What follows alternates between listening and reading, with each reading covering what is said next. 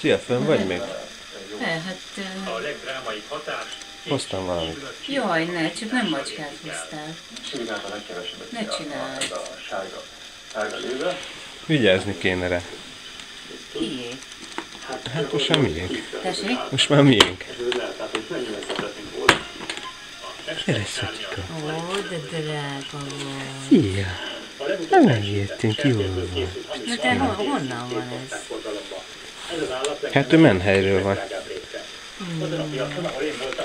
És szóba tiszta? És alól meg ilyenek? Van mindenki, van a kocsiban. Csak a Szlovákiában lefoglalt közel fél tonna húson több millió forintot kereshettek a csalók. A naplóban alapjáratokat látták.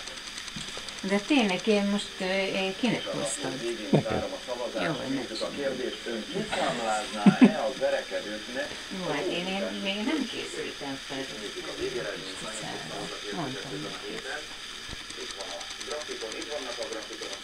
Ilyen picurka. Hé, nem szabad! Nem!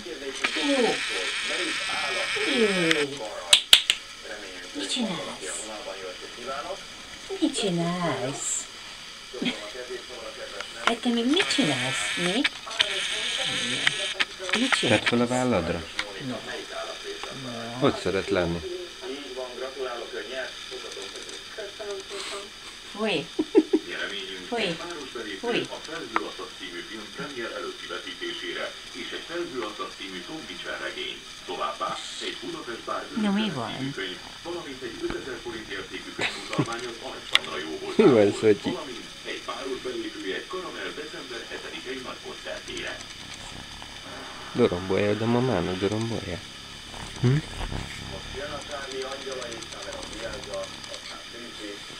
Ez félig egy viszkász macska. Utcán találták, ment egy anyuka mögött, és akkor út közepén ment utána és nyelvogott. Csak úgy fogadták be, csak ott volt egy hatalmas 11 kilós macska, és ez